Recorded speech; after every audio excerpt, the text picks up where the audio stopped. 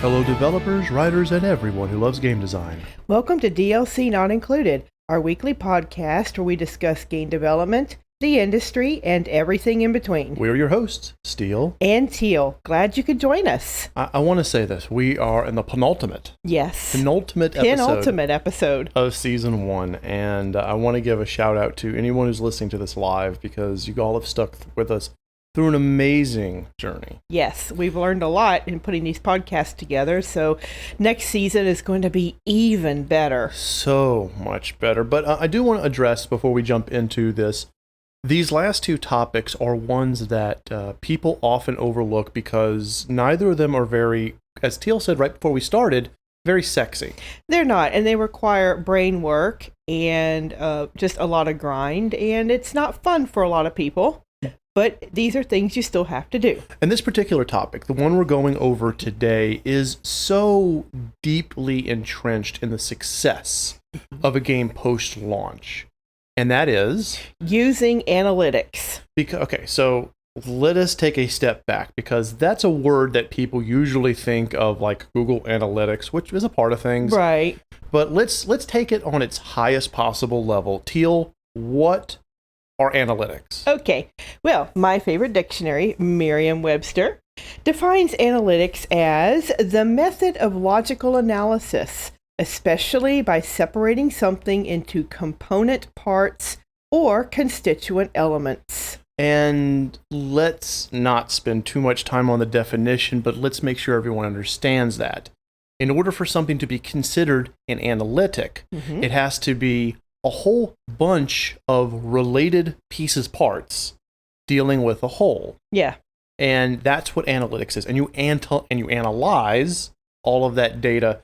It's used in like literally every industry out there. Web traffic, sales, customer service, etc. Like, you can't get away from analytics if you're trying to study how something, whatever it is performing over a length of time. Yes, it is definitely a performance gauge that you need to pay attention to. Yeah, and a lot of times it'll be taken from multiple, sometimes hundreds, thousands of data sources. Yes. And aggregated into a single data set, something that is easily digestible by a person. Yes, that you can interpret and make decisions accordingly. Right, predictive models, etc. Yeah. Because in any industry, including the game industry, but any industry, if you try to take a look at all of the data that comes in that gauges the successful performance of whatever it is you're analyzing, you're never going to be able to do it. The human mind cannot pull in that much data. Yeah. So analytics aggregates it all into something that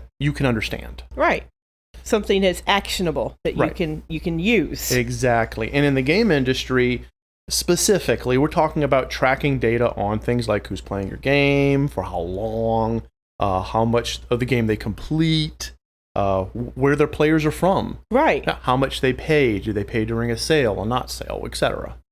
All these things taken together will help you gauge how successful your game is. And how successful it can be. Yep. So, I mean, let's just ask the most basic question beyond what are analytics, and that is, why should an indie dev?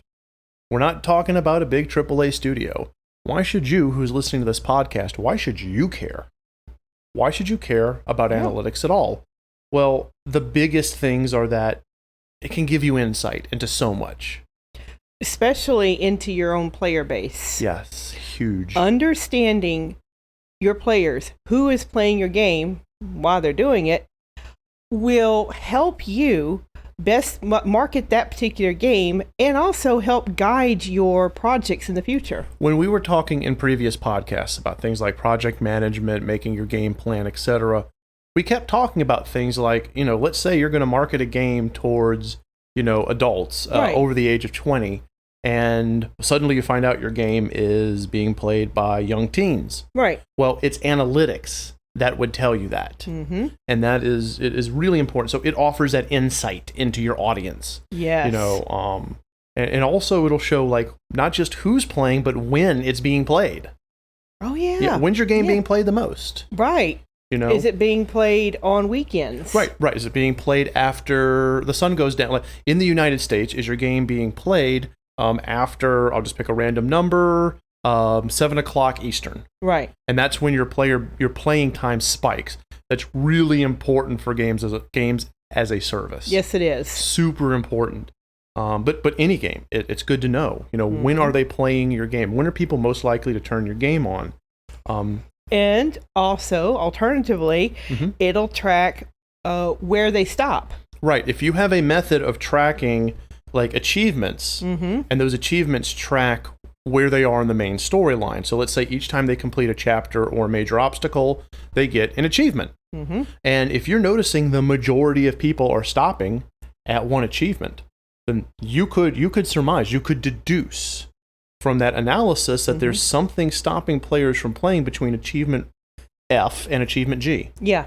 And these are all that analytics. And I mean, let's just, the big one, of course, it can help with sales. Oh, yeah. What countries is your game the most popular? Case in point, one of my novels is extremely popular in Southeast Asia and not popular at all here in the United States. So, focus your marketing in countries where your stuff is popular. That's right.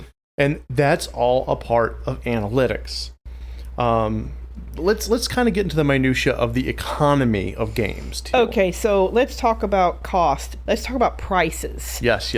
So, price setting. Right. How do you set the price for your game? Right. Okay.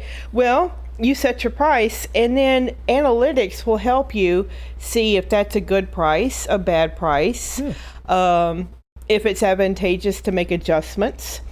It's really good to know out of the starting gate. Yeah. With that first price. Like, let's say I'm going to make my game and I'm going to sell it for $20 US. Yeah, so how well did your game sell? Right. With that initial price? Right, how well? Because if it doesn't sell well, then you do something like a permanent price adjustment. You permanently go from 20 to 15. Right. And suddenly your sales increase by 30%. Yeah. That analytic right there tells you that you had the price too high at the beginning. People didn't think the game was worth $20, right? But they think it's worth $15. That can be a short term or a long term, right, Teal? That's true. Yeah. You can have a short term sale. Yeah. Just a sale that goes on for a weekend or a holiday. Right. Or you could have a permanent price reduction. Right. As Steele said, you were offering the game at too high a price. Your analytics said people aren't buying it at this price, so you permanently lowered it. Now people are buying the game. And you think of, that's just sales tracking data. Well, that's a part of analytics. That's just part of analytics. Right. And you would look at that data and go, okay, so at this price, I am making no sales at all, despite my marketing, my social marketing, every LPer in the world playing it. I drop it 15, sales go through the roof. Right. That tells you everything you need to know. And then the temporary quick sale events, like let's say the Steam sale. Yes, the Steam sale. Or a Humble Bundle sale or something. That'll let you track those. That when your game drops maybe down to $10. Yeah. Suddenly sales, double. Those are things that you need to know. If you're going to pull in an actual income with your game, you need to be able to look at the data that is provided. It better be provided. Otherwise, we have some methods down here later on that we can get into. But you need to know. Yeah, and how popular are those certain sales? Yeah. Because some sales get a lot of hits, like, the Steam sales, but other sales may not get a whole lot of hits. Right. I mean, honestly, you have to look at that as well. Right. How, I don't know, how productive is it to take advantage of this one sale? Right. And, or to bundle your game. I mean, you can actually technically raise prices as you see fit, but let's say you bundle your game with someone else's game together. And let's say your game is normally $20, but now it's $15 with this other game that's now $15 and it's $30. Yeah. Things like that. These are all things you need to know. Right. And by knowing them, you can make adjustments permanently or know when to hit the sweet spot that right time. Yes. Which is so important. Those sweet spots of sales are so important. Because now when you're doing this, you're maximizing your own revenue. Right. Let's go away from money for a second and look at the future. making predictions. Oh, yeah. You can use analytics to predict as best as anyone can. Analyze trending games, for example. Yeah. If you're looking at the games that are out there that are currently trending, the games that are on the top list on Steam, that's Counter-Strike, the games that are, being played all over, being broadcast on Twitch, that's Among Us, Dota. If you look League of Legends, if you look at that and then your game at the peak of those games' popularity has a similar enough type of gameplay to it, it's going to go really well. Yes, it will. You're analyzing trends. We talked about that in our marketing podcast. So, for example, if paranormal games are selling really well, right? You're going to do much better with a paranormal game than you will releasing a swords and sorcery type game. Right. But how are you going to know that? Because again, no human being is going to be able to look at every trending page out there in existence. No, you're not. And be able to make a prediction. You need something to aggregate that data. And that's, again, what analytics do. Right. You can also look at those successful games that are trending and see what tags are on them. Yes. Yeah, what tags are on these games that have high sales. Yes, and don't mistag your game, but if your game and a trending game can have similar tags, maybe co-op. Maybe co-op is trending out the ass right now. Right. And everyone wants to play online co-op where you and 3 other friends do a thing. Well, if your game has that and you can put that tag on there correctly, please, then you can boost your sales. Absolutely. You can boost your exposure. And again, it's analytics that would tell you that. Yeah. You don't want to... the incorrect application of calling something analytics is when you go to one Steam page for one game that's really popular, write down the tags and put those tags on your game. That's not analytics. No. That's cheating. It's also not helping you. No, it's not helpful. Right. This is actually kind of a quick side story. Back when I used to do a lot of SEO work, we would have to do extensive keyword research. Yes. And that was using an analytical engine because millions of keywords are out there. Exactly. So many. So, and you can actually predict your whole market impact. I mean, you can really just, kind of make an impact on how your game is released and received over time. Okay, could you explain that a little bit more? Yeah. For example, you take a look at the trending tags, trending games, similar games. You take a look at uptime, player time. Yeah. You take a look at all of these things that give you an idea of what people are currently playing, how long they're playing, and what their total time they're putting into it is. And then you release your game at a point in time when that trending peak matches up with what your game can offer. Right, yeah. You have a much higher chance of success. It's predicting the market. That is market impact there. Market impact.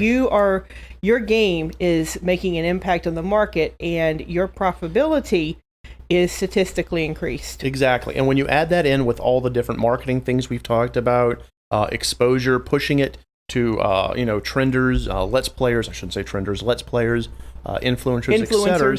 The next thing you know, boom. Yeah.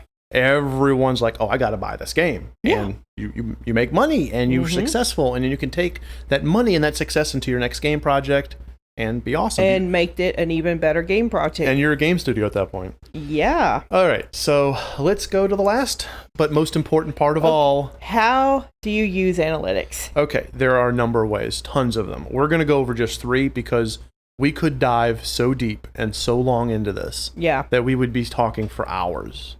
So unfortunately, we're going to go over the 3 most popular ways you can use analytics to get that aggregated data to make your game as successful as humanly possible. Yeah, so the first one everybody thinks about is Google Analytics. To give a bit of background, Google Analytics is nothing more than a tracking ID that allows the Google engine to pull data from a page and again aggregate it, put it in a digestible format. It has good algorithms for that. It really does. It will do nothing to increase your sales. It will do nothing to suggest. It can't suggest a thing. It is dumb when it comes to what you do with the data, but it will give you the data. And it's real simple. You can even do this on Steam. You get a little analytics tracking ID. You install it on whatever page, what you need to install it on, download page, etc. Right. We use it on our websites legit all the time. You know, you give it about a week or two. Give it some time for the data to start populating. Yeah, I would give it 2 weeks. 2 weeks. I would give it 2 weeks because a week will give you. You might have an anomaly. Yeah. So to smooth all that out, I'd give it 2 weeks. Yeah, that makes sense. That makes sense. And then you want to start looking at where those hits. You know, those they're called impressions. Yes. You know, the people that come in from your page, the people that see your page as an impression. Hit is actually going to your page. Yes. Yeah. And you want to look at where they're coming from, how long they're staying on. Does it actually go to a purchase? Does it actually make a conversion? That's what they're called. They're called conversions. To a purpose. Now, it won't show you stuff like how long they play. It'll just show you, who's going to come, where they're from. And if they made a purchase. Yep, that's right. And that will help. So if you're seeing, going back to the whole book thing we talked about earlier, if you're seeing a whole bunch of people from the Southeast Asia market are buying your game, you can concentrate your marketing dollars. That's right. And at that point, Google Analytics literally just made you money. It did. Because it said, hey, 10 times everywhere else in the world in the Southeast Asia market are downloading and playing your game. Right. Market to them because they're the ones who are going to buy it. Right. It's I cannot stress this enough. If you have a website or a game page, use Google Analytics. Yeah. It is the most basic thing in the world. It's free, and it will always give you some idea of where and when. It's a good starting point, and it is free. Yes, free. Cannot stress that enough. Yes. You want free.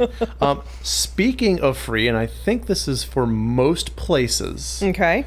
These are your platform native analytics, like your CDNs. That's indicative for each of the platforms. Right. Yeah, each platform is going to have an analytic.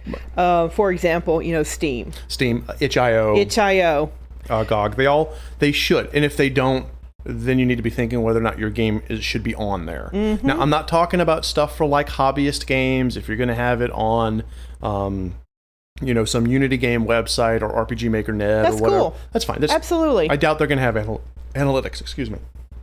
But if you're having a commercial release, Yeah. you want to concentrate on platforms that do have their own native analytics. Right. So that you can use that as well to track your game and your sales performance. Yeah, use the tools that are provided by the platform, which means that when you're ready to start releasing a game, when you're ready to go gold, when you're at that last, I'd say, late beta to gold. That time frame. That time frame where you're ready to start getting that sucker ready for launch. And you are marketing the hell out of it. Go to your platform, whether it be Steam, itch, whatever, or multiples, and look and see what analytical data they have. Right. Like they have one called like Steam Uptime and stuff. Just Steam Stats, I think is what it's called. You can look at that.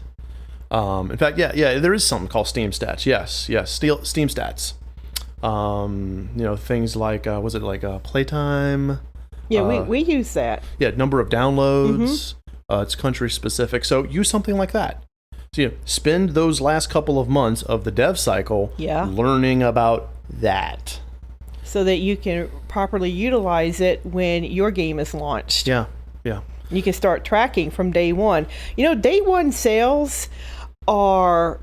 They're their own data set. They really are. And are. I strongly encourage you to be prepared to gather analytics right from the moment of launch. Yeah, you want to watch your pre-orders. Yes. Early access if you're doing it. You definitely want to watch day one, and you want to watch that first week.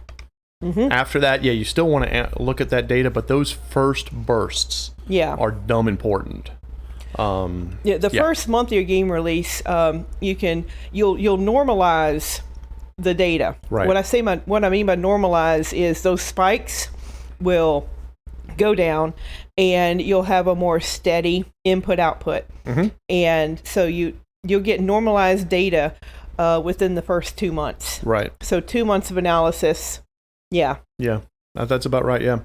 Okay, and then the last one is going to be on platform-specific ones. Okay, so that's a third way to use analytics. Right. Using platform-specific. Right. Things that are provided only for that platform, but aren't native to the platform.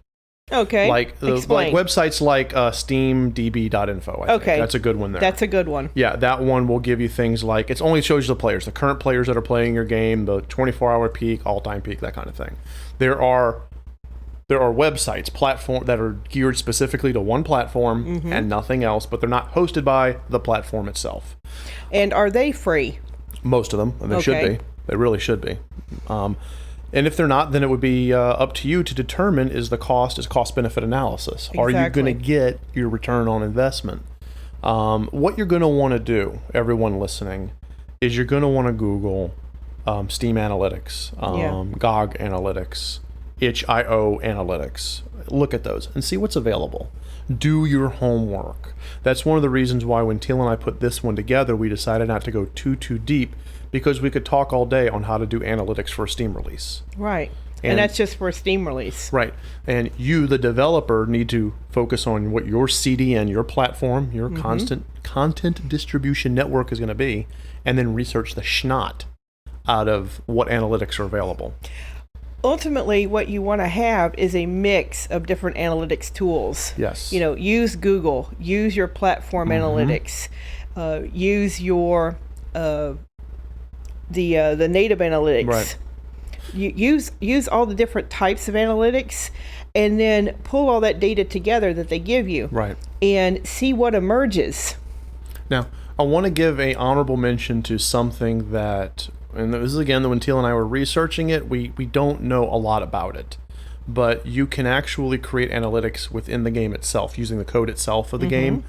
I know it exists. I just don't know much about it. However, maybe that's something you can use. You can write an algorithm that analyzes the data of the, like a game as a service would be a huge one for that, or MMO. Yes, it would. That would analyze the data in game and then pump it out behind the scenes, maybe in a dump file or to a back end. Yeah, I would say so. That's graphical based.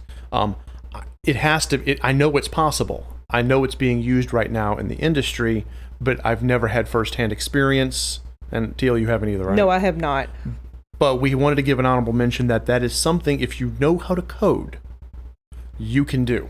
And that's an additional data gathering tool that is at your disposal to, as I said, maximize your game's sales. And if you're running the game on a CDN that requires a live connection, then you don't have to worry about firewalls blocking it. Exactly. I would still be honest. I would have that in your end user license agreement, your EULA.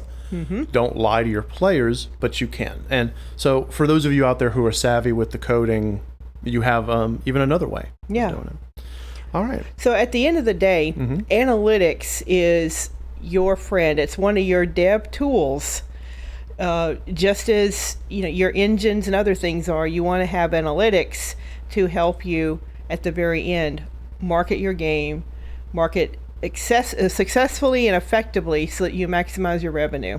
I agree completely, Teal. So now it's time for us to take questions from our live audience. If you've been watching, remember to use the podcast question feature in chat. So as we're waiting for any questions that may or may not show up by our live audience, I do want to say this is, out of every topic we've ever tackled, the least, I love that term, the least sexy. Yeah. This is the most boring and dry thing you are going to learn in season 1 of this podcast. But it's so necessary. The analysis, the number crunching, plotting the charts, finding trends. This is, if you're a commercial game developer, this is one of the tools you need. It really is.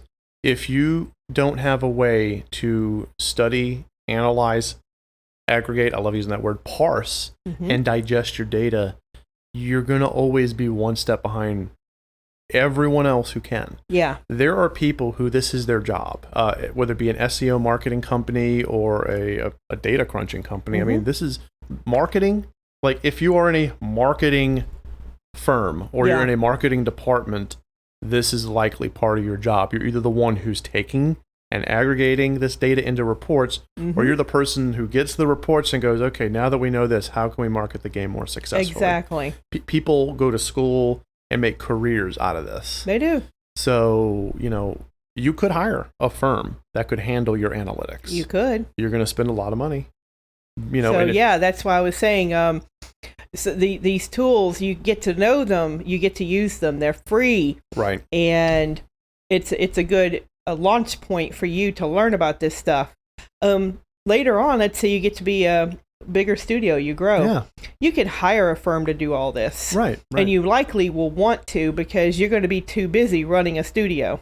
You know, if you have the fundage to hire a whole firm, that's fantastic. If you can hire one person in-house and they're really good at it. Even better. Yeah. Even better. So, but you're going to eventually want to not have to do this yourself. Mm-hmm. And if you have the fundage to not have to do this yourself, you're in a good position. Yeah, you are. But until then, get good at this. All right, we do have a question. Oh, a question. This is from Burke. What's your perspective on data analytics being used for creating games by committee or by algorithm? Ubisoft comes to mind. So does the Battle Royale boom. Also, sorry if this was already addressed. I just got back to tune in. Welcome to the Welcome, podcast. Burke. Okay, yeah. Let's talk about this. Okay. Data analytics being used for creating games by committee or by algorithm. Right. So, for example, he's mentioning the Battle Royale boom, like your Fortnite, PUBG. Honestly, if you're, it's marketing. That is using analytics for the purposes of marketing. You're pulling in data from all over the world. You're looking at what people are playing on Steam and how long they're playing it. How many people have purchased stuff for Dota 2?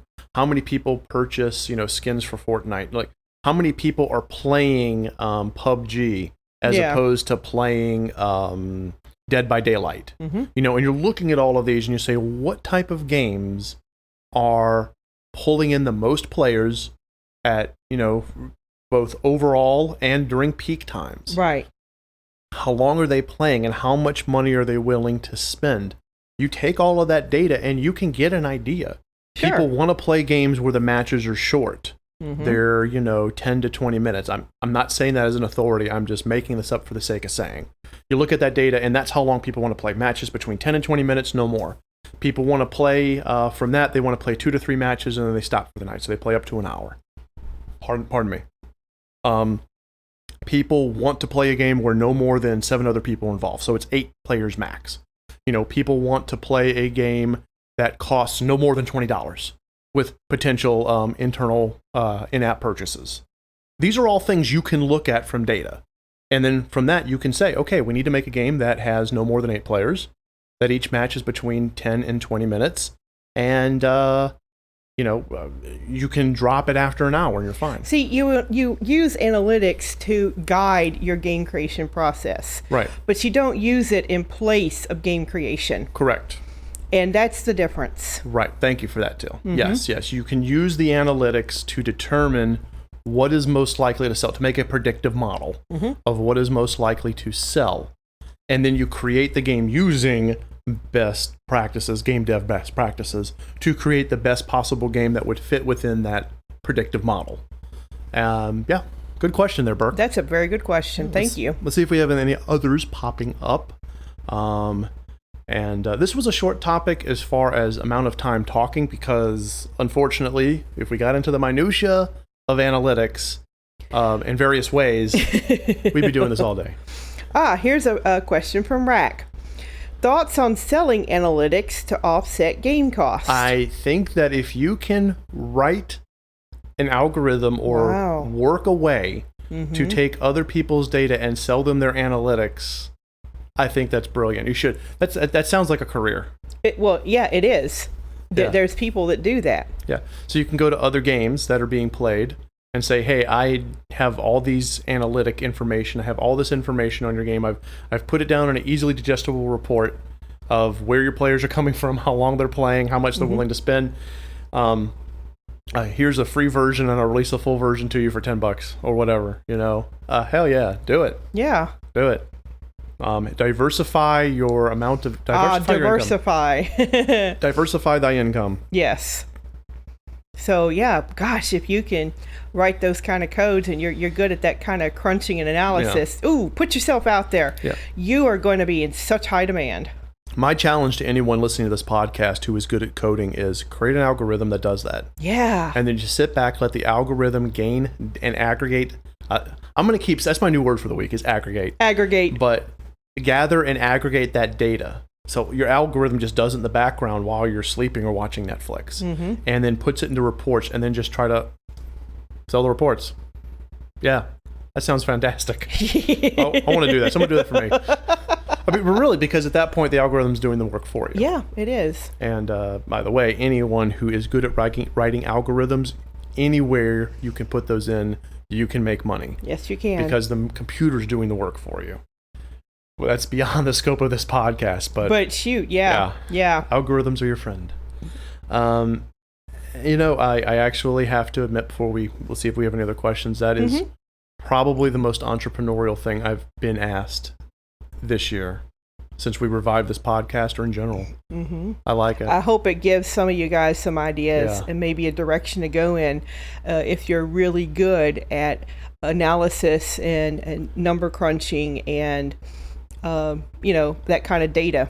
Yeah, what was the name of that, side comment, what was the name of that, it was an analytical engine in Salesforce that we messed with? Oh, yeah. Einstein. Yeah, Einstein. It was an AI-driven analytical engine. I mean, it's not like it couldn't do anything magical, but you put data into it, and it really intelligently spit out what you need, the aggregation. Right. Analytical engines are the way to go. Yes, they are. Yeah. Anyway, I don't think we have any more questions. I do believe we are done. I'll give it another second or two. Did you have any last thoughts? Any final thoughts? Yeah, I have some final thoughts. Go for it, sweetheart. We talk a lot about data analytics and analysis and stuff. There are other tools out there that you can use. I hate to say it, but SAS. Oh gosh, SAS. Yes. And to some extent, I think that Excel has some abilities. What you can do is take these tools, and it doesn't have to be just one platform. You can use some of these other tools, such as Excel and that sort of thing. I agree. And do some low-key predictive analysis. Yeah. I think to kind of peel back the magic curtain, from The Wizard, pay no attention to that man behind the curtain. Right. People think that predictive analysis is magic, and it's not. Mm-mm. A predictive model is nothing more than an educated guess taking a look at the data. The simplest model is putting some data points in an Excel spreadsheet and then having it create a chart. Yeah. Boom. It's people think it's this huge thing, and it's not. All you're doing is you're taking the data in question, which in this case we'll just say is who's most likely to buy your game. Right. So you're taking all this data of who has bought your game the most, and which group has bought the most of your competitors' games. Right. So you're taking a look at all that, you're putting it into something, and you're going, oh, people between the ages of 15 and 21 are buying this game the most. Right. And then you're making a prediction that based off of that if you market it to 15 to 21-year-olds, you're going to make the most sales. And that is all the magic. That's it. Of analytics. Yeah. You're literally just taking data and going, if this, most likely that. Right. And then you make money. All right, so I do believe we are done. Okay. This has been the penultimate episode. Next week is the final episode of season 1. That's right. So tune in. And that focuses on the focus of season 1 being on how to be a game dev, an indie dev. And we'll say a little bit more at the end, kind of give some thanks, and then kind of segue into our break, and then season 2. Right. I want to thank everyone out there who is listening to us live, whether it be on Twitch or our simulcast on our Discord. And I also want to give a huge thank to every one of you who's been listening to us online on iHeartRadio, Spotify, Amazon Music, iTunes, etc., etc., etc. Thank you very much for your support and your continued patronage. Exactly. So join us next time for DLC Not Included. And remember, anyone can give you the key, but you have to go through the door.